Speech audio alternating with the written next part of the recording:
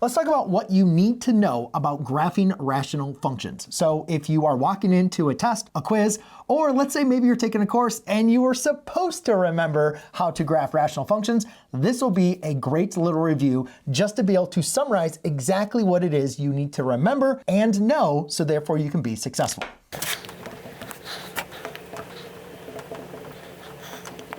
All right, the first thing, it's fairly basic, but again, it's something that we do not want to forget. That is, how do you identify the y-intercept? Now remember, for every function, it doesn't matter if it's a rational, a linear, or a quadratic, the y-intercept is when x is equal to 0. So you could plug in a 0 for all of the x's if you wanted to, and then go ahead and simplify. But the quick little rule to remember is that the y-intercept is simply just going to be the constant over the constant. So when you look at your rational function, just look for constant over constant. And again, the reason why that works is because when you plug in a 0 for all these x's, they're all going to turn to 0, even if they're squared or multiplied by a number. So therefore, the y-intercept in this case is going to be a y equals a 9 over 3, which equal to a 3. Okay, now moving on. Let's go and talk about the next one, which is going to be the x-intercept. So if the y-intercept is when x equals 0, the y-intercept is when y is equal to 0. Now again, this one gets a little bit more tricky if you want to go ahead and practice, go ahead and solving. You could replace the y equals 0 and then go ahead and solve for x, but that's a lot of work, right? But the cool thing is, if you replace this with 0, what do you need to do to solve for x? You need to multiply by the 5 minus x on both sides. Well, guess what? What happens when you do that? The 5 minus x times 0 is just going to become 0. And then over here, the 5 minus x is going to divide out. So the real trick, or the thing to remember about rational expressions when you're trying to identify the x-intercept is, yes, y is equal to 0. But to do this rather quickly, just set your numerator equal to 0. So x squared minus 3x. Because if I was to replace y with 0, multiply by the denominator on both sides, all I'm going to get every single time is my numerator equal to 0. Now you can see in this case, sometimes you'll have a linear equation, sometimes you'll have a quadratic, or a cubic, or some other type, depending on what type of rational functions you're dealing with. But in this case, you can see we have a quadratic. I can simply just factor out the x and then apply the zero product property to go ahead and solve. All right, now the next tip I'm actually going to break up into 3 different parts, because I could make them all 3 different parts, but then I wouldn't have a 5 different things you need to know. So I decided to combine them all together, because in reality, you should know all of these together in the same fashion. And the first one is going to be the horizontal asymptote. Okay. So remember, to identify the vertical asymptote, all we simply need to do is identify the values that are going to make our denominator equal to 0. Now there's a caveat to this, which I'll talk about later in this video. But for right now, if we just want an easy way to identify our vertical asymptotes, take our denominator and set it equal to 0. And actually, I'm not going to wait any longer, because it is important to understand when you are simplifying your rational expression, we don't want to make sure that they are going to divide out, because that would be a whole. But that's what I'll talk about in a second. So anyway, set your denominator equal to 0 and then go ahead and solve. Again, you can see we have a quadratic, which again, I'll need to factor, apply the zero product property to go ahead and solve. Okay. So these are the values that make my denominator equal to 0. And since none of these expressions can be divided out with my numerator, these are going to be my vertical asymptotes. That's critically important, to find the values that make your denominator equal to 0 that are not what we call removable discontinuities, and those are going to be your vertical asymptotes. Now remember, a rational expression can never cross over a vertical asymptote. It's also important to remember vertical asymptotes is where the graph is going to be approaching. So as you're graphing your rational function, draw these lines as little dashed lines and understand that your graph is always going to be approaching these vertical asymptotes. And I don't know why I wrote HA. This is going to be VA. Okay. So when we're looking for the horizontal asymptotes, what we need to do is actually apply the horizontal asymptote test. And all we simply need to focus on is going to be our leading term, or degree of our polynomial in our numerator, as well as the polynomial in our denominator. When our degrees are exactly the same, then horizontal asymptote is simply just going to be the coefficient of your leading term in the numerator over the leading coefficient of your term in the denominator. So in this case, we'll have y equals a 3 over a 7. Now, if we just adjust this a little bit and we say, well, y is equal to a 3x over 7x squared minus 1, now you can see the degree in my numerator is less than the degree in my denominator, Whenever the degree in the denominator is larger than the degree in the numerator, your horizontal asymptote is going to be a y is equal to 0. And if we were just to flip that over one more time, and I had y equals a 3x squared all over a 7x minus 1, now the degree in my denominator is less than the degree in my numerator. And guess what, ladies and gentlemen? We're going to have no horizontal asymptote, which is going to bring me to the last asymptote. And the last asymptote that we're going to have is going to be your slant asymptote, or also sometimes known as the oblique asymptote. Now, it's very important when you have something with slant asymptotes to, again, look for holes. Look to see if you can factor your numerator and see if your denominator is going to divide into it. But again, that's the next one, so I won't jump ahead. This does not factorable with a factor of x plus 1, so we don't need to worry about it. So how do we find the slant asymptotes? If it's not something that we can divide out that creates a hole, then how do we find the slant asymptote? And remember, the quick little thing is just apply long division. And when you apply long division, the slant asymptote is simply the quotient. You don't need to worry about the remainder, just simply the quotient.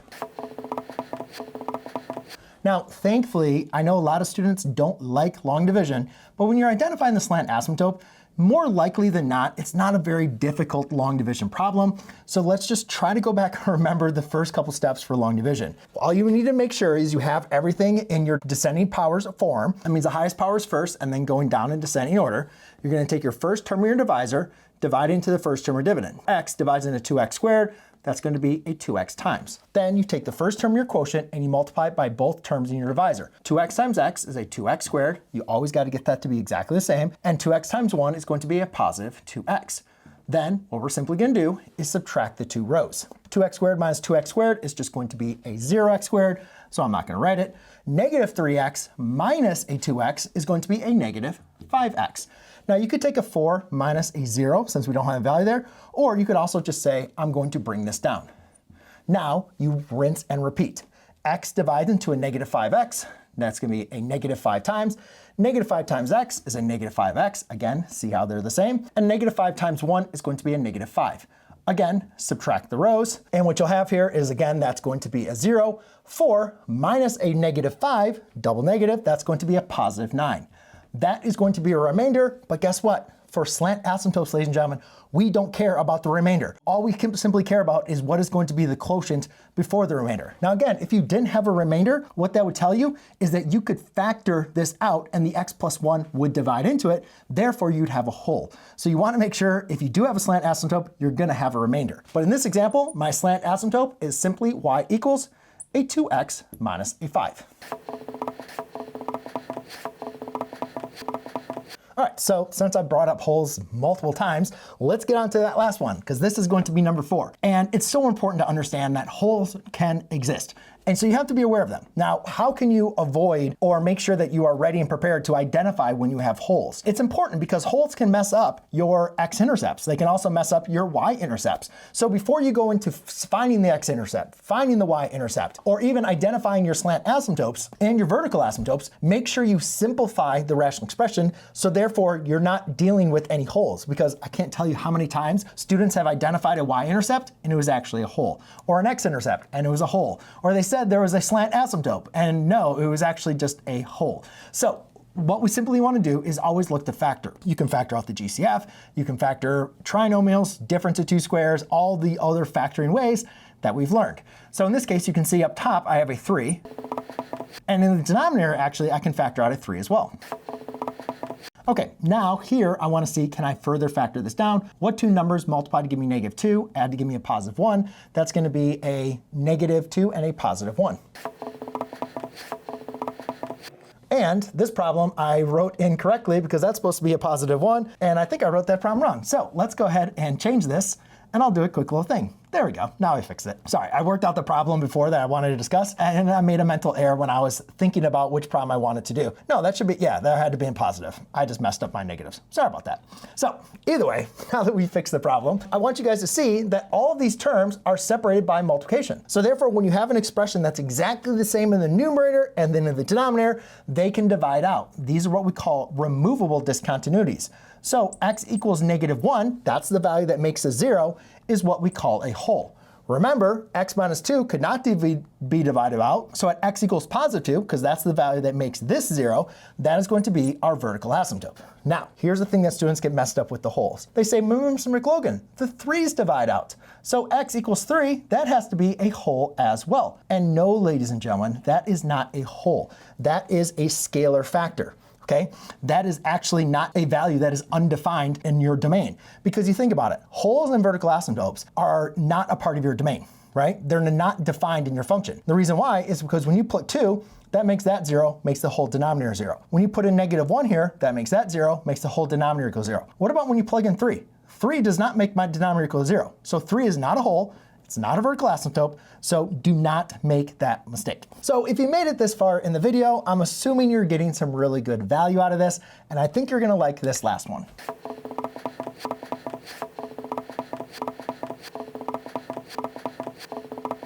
Okay, so what this is saying is reciprocal functions are rational functions. And guess what? Rational functions are reciprocal functions. Typically, when we're first learning about rational functions, we start with the reciprocal function. We start with this idea of what the parent graph is, looking at the asymptotes, identifying the x and the y-intercepts, and so on and so forth. Now, a lot of times, especially with graphing, I like using the reciprocal function. It is the easiest way to be able to identify what the graph is going to look like. And then sometimes, looking at a rational expression is a lot easier to understand when we're looking at, x and y-intercepts and so on and so forth. So it's important that you can go between these two forms. And a lot of students kind of forget that. So I wanted to kind of go over a quick review of how can you go from one form to the next. So think about this. A reciprocal function is simply just a rational function, rational expression, plus an integer in this case. So if you want to be able to combine these into one single term, you got to get common denominators. So what's the common denominator of 1 over an x plus 1? Well, all we simply need to do is multiply by an x plus 1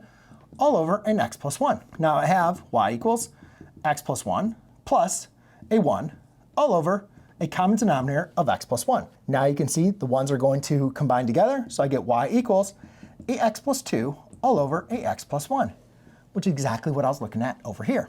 Now, what about if we have a rational function and I'm having trouble identifying how to graph this or what it's going to look like? I really understand reciprocal functions. How can I convert a rational function into a reciprocal function? Just like we did for slant asymptotes, just apply long division.